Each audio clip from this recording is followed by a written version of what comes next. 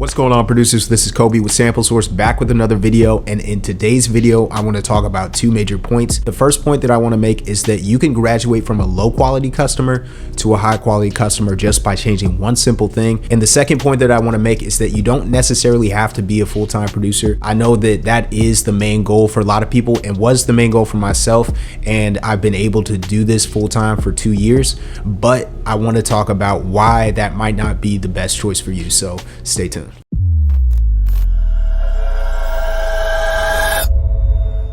I appreciate all the support. If you guys would like and comment and subscribe to the channel, then we'll get into the video.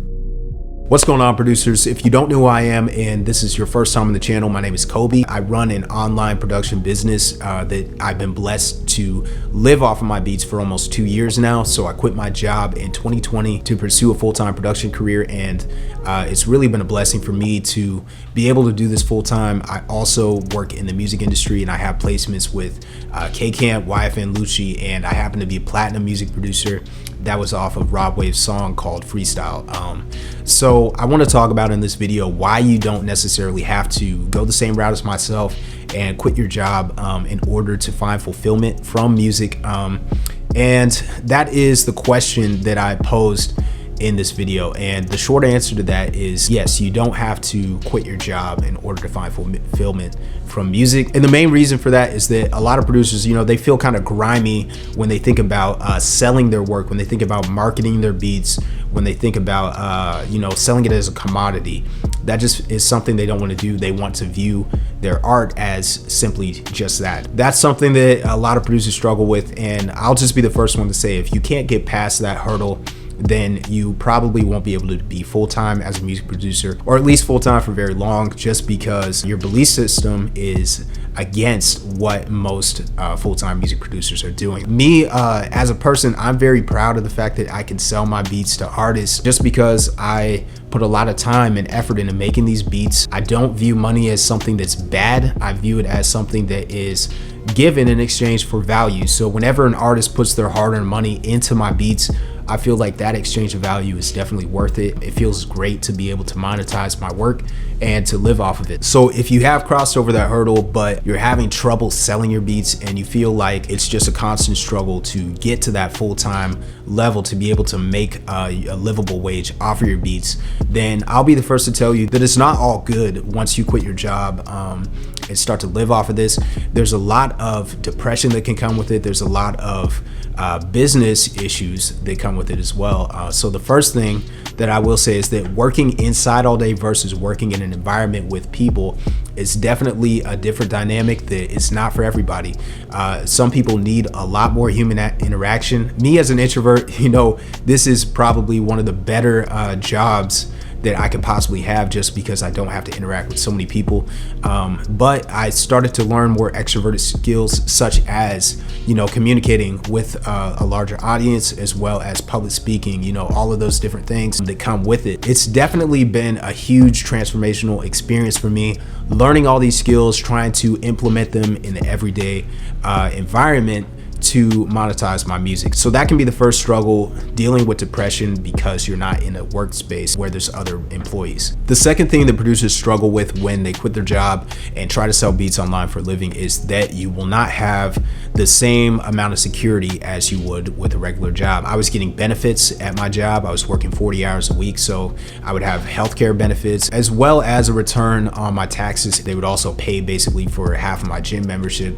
So there's a lot of different things that they were able to give away for free just because I'm with the company and I'm making them so much money. That is something that you will have to think about is, are you okay with earning less money than at your job? Are you okay with paying more for benefits because your healthcare is going to be twice as expensive?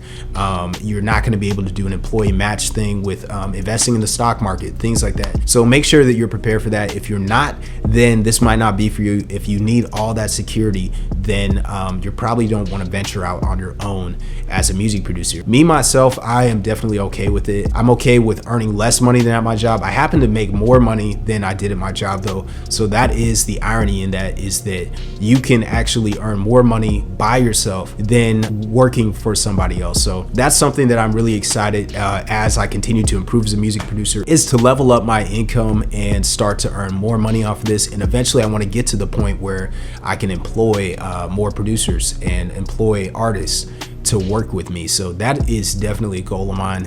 Probably not in the near future, but definitely in the coming years. So to answer the question in today's video, I want to say that if this is not for you, if you don't want to be a full-time music producer, you can still work your job. You might even work part-time and then work as a music producer the other half of the time. I could have maintained my full-time job. I could have found a job that I was a better fit for, that I wanted to do, and just kept that job and also work as a music producer and use that as a side gig to make more money, to do something that I love doing, and to kind of put my work out there. So you can do that.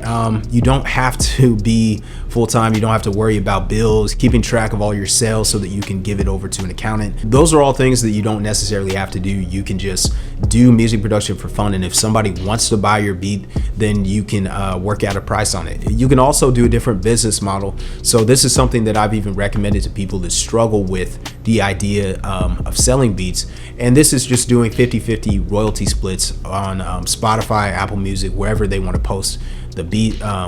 Usually through DistroKid. If you have an account with DistroKid, then you can just get 50% of the song. So whenever they add you onto the song, you can collect your 50% as a producer. This can be a great strategy. You have a lot of stake in the song. So if the song blows up, then you're able to get paid for all of that. In my experience, I've only earned a few dollars off of doing this strategy. I will say, if you do this with every artist, then you'll probably earn maybe up to $100 a month just doing this strategy. So if you don't want to monetize your music by selling beats through BeatStars or Airbit or another beat selling platform, then all you have to do is give them your DistroKid email and have them add you for 50%. So that's one business model you can use. So that's really what I wanted to discuss today. You don't have to be full-time at this to get that fulfillment from making art and giving it to artists and seeing that end result. So that's definitely the best part of my production career, is whenever an artist sends back a song that they've been working on using one of my beats and it sounds amazing, then I'm proud to be a part of that. So the other topic that I want to talk about today is how you can graduate from a low quality client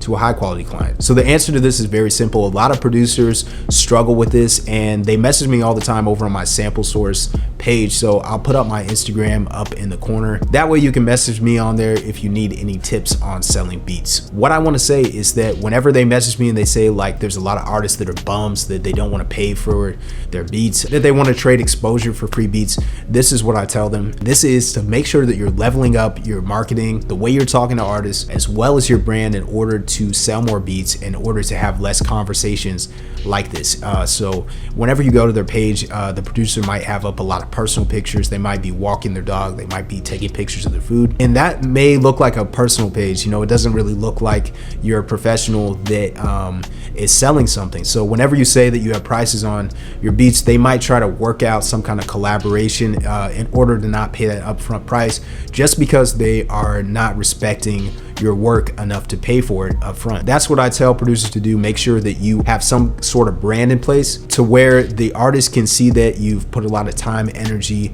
maybe even money into building your brand, making something that's cohesive that the artist can interact with and see that you are a professional. Also, whenever you're in conversation with artists, make sure that you're being as professional as possible. Make sure your beats are mixed properly. That's a huge thing when it comes to buying beats. A lot of artists will listen to your beats, it'll sound dope, but the mix is not up to par. So make sure your mixes sound good. That's a huge part of it. So those are the 3 tips I would give if somebody is not buying your beats. Those are the main 2 tips that I have for you today.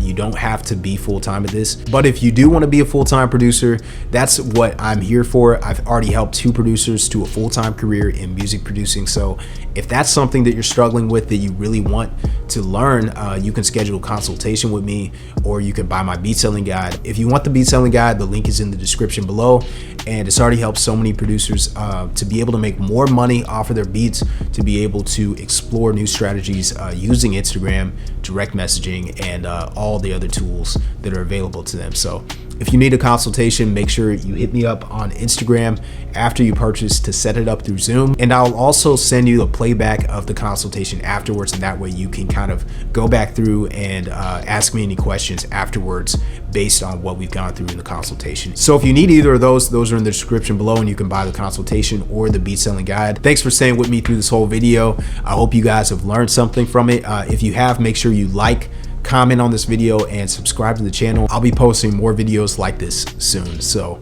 hope this helped you out, and I'll see you guys in the next one.